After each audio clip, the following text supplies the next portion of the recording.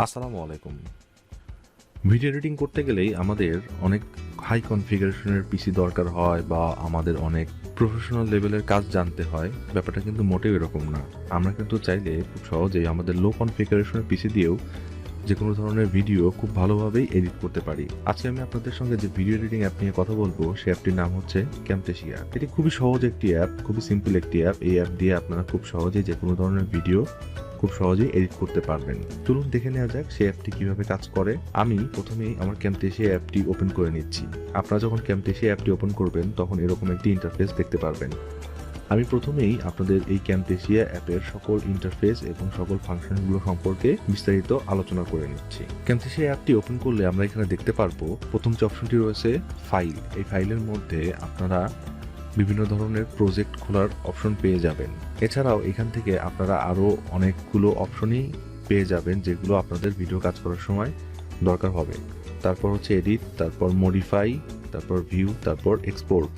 এগুলোর ইন্ডিভিজুয়ালি প্রত্যেকটার ফাংশনই আলাদা আলাদা রয়েছে, সেগুলো নিয়ে আমি পরবর্তীতে বিস্তারিত আলোচনা করব। আমি এখন দেখে নিচ্ছি এখানে যে ইন্টারফেসটি দেখতে পাচ্ছি সেই ইন্টারফেসটি কোনটা কি সেটা নিয়ে আপনার সঙ্গে আলোচনা করে নিচ্ছি। প্রথমটা হচ্ছে মিডিয়া। মিডিয়ার এখানে যে বারটি দেখতে পাচ্ছি, মিডিয়ার এখানে যে স্পেসটুকু দেখতে পাচ্ছি, এই স্পেসটুকুর মধ্যেই আপনাদের সকল কাজের জিনিসপত্র থাকবে। অর্থাৎ আপনাদের যে কোনো ভিডিও বা যে কোনো হচ্ছে অডিও বা যে কোনো ইমেজ বা অন্য যে কোনো ধরনের ফাইল এখানে আপনাদের জমা থাকবে। সে ফর এক্সাম্পল এখানে দেখতে পাচ্ছি ইম্পোর্ট মিডিয়া। এই ইম্পোর্ট মিডিয়াতে যদি আমি ক্লিক করি তাহলে আমার ব্রাউজার অপশনে চলে যাবে এবং ব্রাউজ অপশনে গিয়ে আমাদের পিসির ভেতরে যেই অ্যাপগুলো বা যে ভিডিওগুলো রয়েছে, যে অডিওগুলো রয়েছে সেগুলোতে অ্যাক্সেস হয়ে যাবে। এখন আমি যদি এখান থেকে যে কোনো একটি ভিডিও আমার এই ক্যামটেসিয়া অ্যাপের মধ্যে নিতে চাই, সেক্ষেত্রে আমি একটি ভিডিও সিলেক্ট করে আপনাদের দেখিয়ে দিচ্ছি।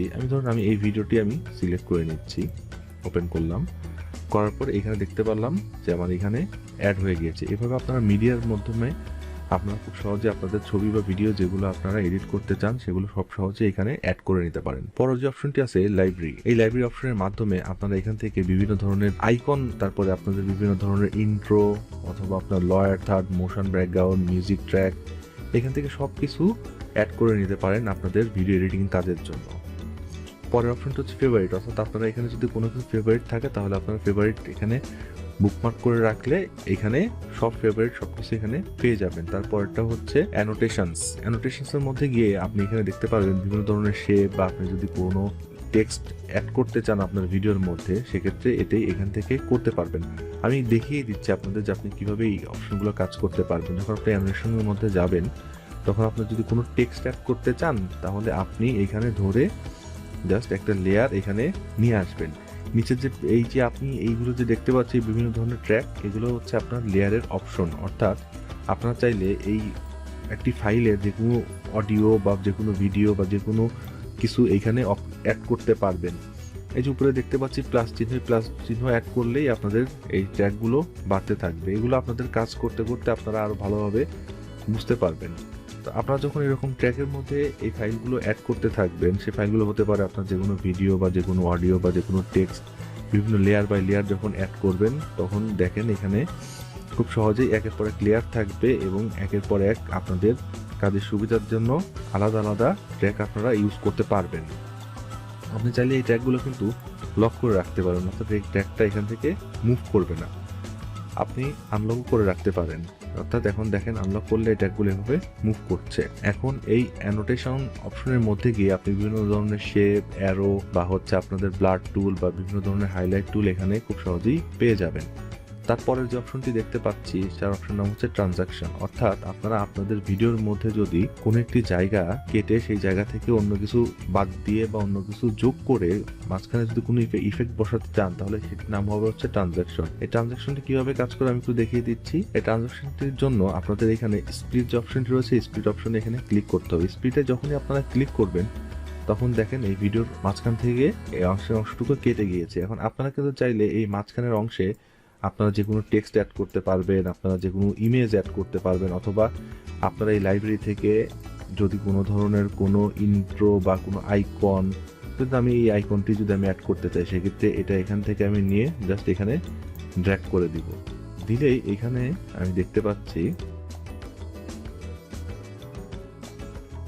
খুব সহজেই এখানে আমি কিন্তু এই ইন্ট্রোটি অ্যাড করে নিতে পারতেছি। এভাবে আপনারা আপনাদের সুবিধা মতন আপনারা অ্যাড করে নেবেন, এবং এই ইন্ট্রোর মাঝখানে যদি কোনো কিছু অ্যাড করতে চাই, বা এই যে কাটা অংশটি রয়েছে, এই কাটা অংশের মাঝখানে যদি আমি কোনো ট্রানজ্যাকশন অ্যাড করতে চাই, সেক্ষেত্রে আমি আমার পছন্দ মতন যে কোনো একটি ট্রানজ্যাকশন এখান থেকে সিলেক্ট করতে পারি। এখানে অনেক ধরনের অপশন রয়েছে ট্রানজ্যাকশন সিলেক্ট করার। আপনি এই অপশনগুলো থেকে আপনার পছন্দ অনুযায়ী আপনি ট্রানজ্যাকশন অ্যাড করে নেবেন। এখানে আমি যদি এখান থেকে এই ট্রানজ্যাকশনটি এখানে ধরে নিয়ে ছেড়ে দেই, তাহলে আমি এখানে দেখতে পারবো এই যে আমার ট্রানজ্যাকশনটি এখানে অ্যাক্টিভ হয়ে গিয়েছে। এবং এই ডান পাশে আপনারা খেয়াল করেন, এই অংশটুকু আপনারা খেয়াল করেন, এখানে হচ্ছে আপনার যে ট্রানজ্যাকশন বা আপনার যে ভিডিওটি রয়েছে যেটা আপনারা সিলেক্ট করেছেন, সেটির ডিটেলসটা এখানে দেখিয়ে দিচ্ছে। আপনি যদি কোনো ভিডিওর উপরে বা আপনার যদি আপনার এখানে রাখা যে ভিডিওটি দিয়ে আপনি কাজ করছেন সেই ভিডিওর উপরে আপনি ক্লিক করেন, তাহলে কিন্তু এখানে সেই ভিডিওর যে অডিও বা হচ্ছে যে অপাসিটিটা রয়েছে, অপাসিটি মিনস হচ্ছে আপনার এটা কতটা স্পষ্ট হয়ে উঠবে সেটা এখানে আপনাকে দেখিয়ে দেবে। স্কেল দিয়ে আপনারা চাইলে কিন্তু এটা জুম ইন জুম আউট করতে পারেন ম্যানুয়াল ভাবে। এখান থেকে অডিওটা আপনারা কম বেশি করতে পারবেন। এইভাবে আপনারা বিভিন্ন ধরনের ট্রানজ্যাকশন অ্যাড করতে পারবেন। তারপর যেটি দেখছি বিহেভিয়ার। এই বিহেভিয়ারের যে ব্যাপারটা সেটা হচ্ছে আপনারা ধরেন কোনো একটি অংশ বা কোনো একটি টেক্সট আপনারা এখানে অ্যাড করেছেন। এখন এই টেক্সটটি যদি আপনারা বিভিন্ন ডিজাইনে আপনাদের ভিডিওর মধ্যে বসাতে চান, তাহলে আপনারা সেটিও করতে পারবেন। এটি করার জন্য প্রথমে আপনাদের এই টেক্সটটি সরিয়ে নিতে হবে, এবং নেওয়ার পরে আপনারা যদি এখান থেকে এই টেক্সটে বিভিন্ন রকমের স্টাইল অ্যাড করতে চান, সেক্ষেত্রে কিন্তু ট্রানজ্যাকশনের মধ্যে বিহেভিয়ারের মধ্যে গিয়ে আপনারা একটি ইফেক্ট অ্যাড করে দেবেন। এখন আমি দেখিয়ে দিচ্ছি ইফেক্ট অ্যাড করার পরে কি হলো। দেখেন আমার টেক্সটটা বিভিন্ন স্টাইলে এখানে চলে আসলো।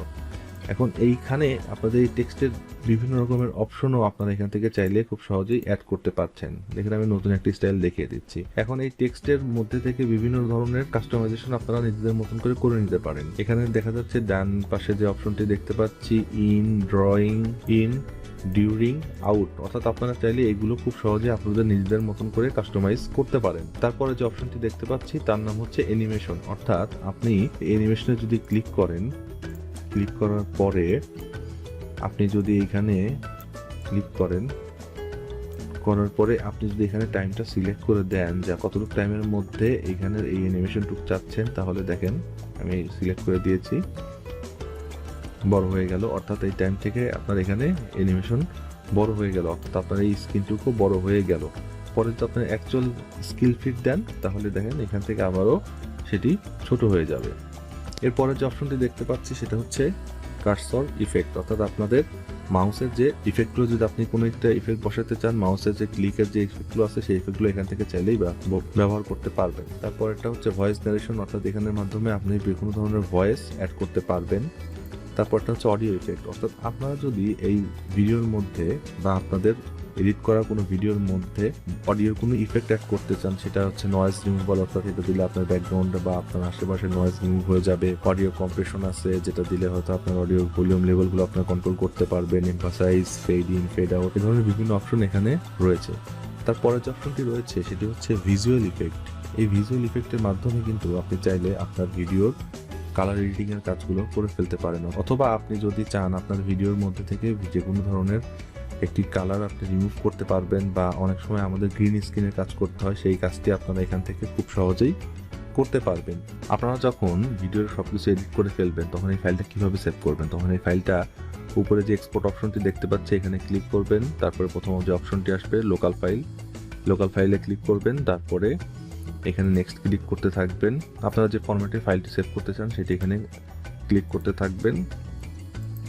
থেকে এখানে আপনারা আপনাদের কোন ফোল্ডারে সেভ করতে চান সেটি এখান থেকে আপনারা চাইলে খুব সহজেই দেখিয়ে দিতে পারেন। দেন ফিনিশ দিলেই আপনার ফাইলটা রেন্ডার হয়ে আপনার নির্দিষ্ট লোকেশনে সেভ হয়ে যাবে। এটি হচ্ছে ক্যামটেসিয়ার বেসিক আইডিয়া দিলাম আপনাদের। আমি পরবর্তীতে আবারও এটার ডিটেলসটা নিয়ে আপনাদের সামনে হাজির হব। আমি পরবর্তীতে একটি ভিডিও পুরোপুরি কিভাবে এডিট করতে পারবেন সেটির বিষয় নিয়ে আমি ডিটেলসে আলোচনা করব। আপনারা যারা ইউটিউব থেকে আমার চ্যানেলটি দেখছেন তারা অবশ্যই আমার চ্যানেলটি সাবস্ক্রাইব করবেন এবং পাশের নোটিফিকেশন বাটনটি অন করে রাখবেন, এবং যারা ফেসবুক থেকে দেখছেন তারা অবশ্যই আমাকে ফলো করে রাখবেন। এই ধরনের দারুণ টিউটোরিয়াল আপনাদের সামনে আমি নিয়ে হাজির হব। যদি আমার এই রিভিউটি ভালো লেগে থাকে তাহলে অবশ্যই লাইক, কমেন্ট, শেয়ার করতে ভুলবেন না। আজকের মতন আল্লাহ হাফেজ।